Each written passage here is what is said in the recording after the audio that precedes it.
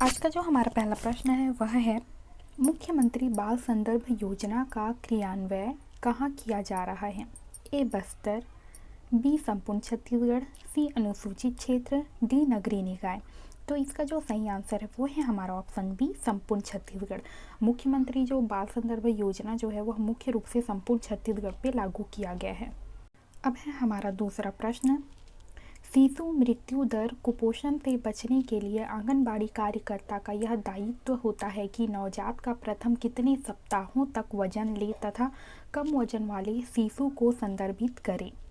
तो यहाँ पे हमें ऑप्शन दिया हुआ है ए 2, बी 4, सी 3, डी 5। तो इसका जो सही आंसर है वो है हमारा ऑप्शन बी 4। जो नवजात शिशु जो होते हैं उन्हें 4 सप्ताह तक उनका वज़न लिया जाता है, और अगर वज़न कम है तो इससे संबंधित जो भी कार्य होते हैं उसे किया जाता है आंगनबाड़ी केंद्र के माध्यम से। अब है हमारा अगला प्रश्न, जन्म के समय शिशु का वज़न कितने से कम होने पर उसे कुपोषित शिशु माना जाता है? A 3 kilogram, C 2.50 kilogram, B 2.75 kilogram, D 2.25 kilogram. तो इसका जो सही आंसर है वो है हमारा ऑप्शन सी 2.50 किलोग्राम या 2.5 किलोग्राम से अगर कम होता है नवजात शिशु का जो वज़न है तो उसे कुपोषित शिशु माना जाता है। हमारा अगला, मुख्यमंत्री सुपोषण अभियान के तहत कितने वर्ष तक के बच्चों को कुपोषण से मुक्त रखने का लक्ष्य रखा गया है? ए 0 से 5 वर्ष, बी 1 वर्ष से 6 वर्ष, सी 6 माह से 6 वर्ष, डी इनमें से कोई नहीं। इसका जो सही आंसर है वो है हमारा ऑप्शन सी 6 माह से 6 वर्ष तक के बच्चों के लिए सुपोषण अभियान चलाया जाए। अब है हमारा अगला, BCG का टीका कितने उम्र में लगाया जाता है? ए 2 से 3 वर्ष के भीतर, बी जन्म लेने के बाद तत्काल, सी 10 वर्ष में, डी 15 दिनों के भीतर। इसका जो सही आंसर है वो है हमारा ऑप्शन बी जन्म लेने के बाद तत्काल। BCG का जो टीका है वो शिशु के जन्म लेने के तुरंत लगाया जाता है। अब है हमारा अगला प्रश्न, किस माह को जननी सुरक्षा माह के रूप में मनाया जाता है? ए मार्च माह को, बी अप्रैल माह को, सी जुलाई माह को, डी अगस्त माह को।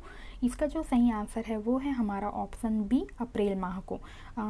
जननी सुरक्षा माह के रूप में अप्रैल माह को मनाया जाता है। अब है हमारा अगला प्रश्न, गर्भवती महिला में निम्न में से किसकी अल्पता के कारण गर्भपात तथा शिशु के मंद बुद्धि का प्रमुख कारण है? तो यहाँ पे हमें ऑप्शन दिया हुआ है ए फास्फोरस, बी लोहा, सी कैल्शियम, डी आयोडीन। तो इसका जो सही आंसर है वो है हमारा ऑप्शन डी आयोडीन। अब है हमारा अगला प्रश्न, काली खांसी विशेष रूप से कितने वर्ष से कम आयु वाले शिशुओं के लिए होता है? तो ए 1 वर्ष के लिए, बी 3 वर्ष के लिए, सी 2 वर्ष के लिए, डी 4 वर्ष के लिए। इसका जो सही आंसर है वो है हमारा ऑप्शन ए 1 वर्ष के लिए। अब है हमारा अगला प्रश्न, शिशु मृत्यु दर सर्वाधिक बना हुआ है, इसका प्रमुख कारण क्या है? ए एस्फिक्लिसिया, बी जन्म समय पूर्व जन्म, सी संक्रमण, डी अन्य कारण। तो इसका जो सही आंसर है वो है हमारा ऑप्शन सी संक्रमण। अब है हमारा अगला प्रश्न, अनियंत्रित कोशिका विभाजन किस रोग में दिखाई देता है? ए कैंसर में, बी तपेदिक में, सी पोलियो में, डी एड्स में। इसका सही आंसर है हमारा ऑप्शन ए कैंसर में। अनियंत्रित कोशिका का जो विभाजन होता है तो यह मुख्य लक्षण कैंसर का होता है जब किसी भी अंग में कोशिका का जो विभाजन है वह अधिकतम होने लगे, जो कि इस तरीके से होने लगे कि वह क्रमागत या निरंतर होने लगे। तो यह जो लक्षण होता है वह कैंसर का होता है। अब है हमारा अगला प्रश्न, दांत की बीमारी किस प्रकार की होती है? ए वायरस, बी प्रोटोजोआ, सी फंगल, डी बैक्टीरिया। तो इसका जो सही आंसर है वो है हमारा ऑप्शन सी फंगल। दांत की बीमारी जो होता है वह मुख्य रूप से फंगल। अब है हमारा अगला प्रश्न, एड्स के विषाणु किसे नष्ट कर देते हैं? ए मेलानोसाइट्स को, बी लिम्फोसाइट्स को, सी प्लेटलेट को, डी एग्रेनुलोसाइट को। तो इसका जो सही आंसर है वो है हमारा ऑप्शन बी, लिम्फोसाइट को। एड्स जो बीमारी है, एड्स जो है वो मुख्य रूप से वायरस के कारण होता है जो कि मनुष्य के लिम्फोसाइट्स को नष्ट कर देता है। वह हमारा अगला, दूध पिलाने वाली महिला के लिए प्रोटीन की उपयुक्त दैनिक मात्रा कितनी होती है? ए 46 ग्राम, बी 59 ग्राम, सी 70 ग्राम, डी 43 ग्राम। तो इसका जो सही आंसर है वो है हमारा ऑप्शन सी, 70 ग्राम। अब है हमारा अगला प्रश्न, रेबीज नामक रोग किसके द्वारा होता है? ए जीवाणु द्वारा, बी फफूंद द्वारा, सी विषाणु द्वारा, डी प्रोटोजोआ द्वारा। तो इसका जो सही आंसर है वो है हमारा ऑप्शन सी, विषाणु द्वारा। अब है हमारा अगला प्रश्न, छत्तीसगढ़ में आंगनबाड़ी केंद्रों द्वारा मुख्यतः कितने प्रकार की सेवाएं प्रदान की जाती हैं? ए 5 प्रकार की, बी 6 प्रकार की, सी 7 प्रकार की, डी 8 प्रकार की। तो इसका जो सही आंसर है वो है हमारा ऑप्शन बी, 6 प्रकार की।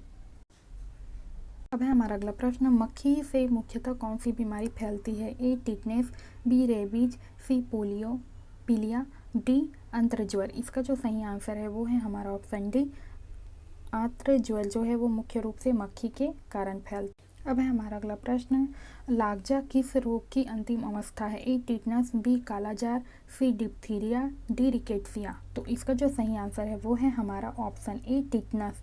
टिटेनस जो रोग है उसका जो अंतिम अवस्था है वह लार्जा अवस्था है। अब है हमारा अगला प्रश्न, बर्ड फ्लू पैदा करने वाले HFN1 वायरस का सबसे पहले कब पता चला था? ए 1985 में, बी 1975 में, सी 1997 में, डी 2001 में। तो इसका जो सही आंसर है वो है हमारा ऑप्शन बी, ए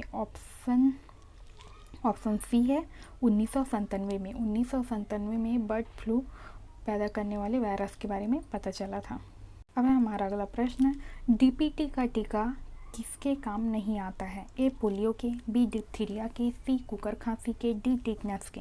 इसका जो सही आंसर है वो है हमारा ऑप्शन ए, पोलियो के। DPT का जो टीका है वह मुख्य रूप से डिप्थीरिया, कुकर खांसी और टिटनस के लिए उपयोग होता है। इसका उपयोग पोलियो के लिए नहीं किया जा सकता। DPT जो होता है वह जो मुख्य 3 रोगों के लिए 3 रोगों का निवारण के लिए होता है, जैसे कि DPT तो डी से डिप्थीरिया, पी से और टी से टिटनेस।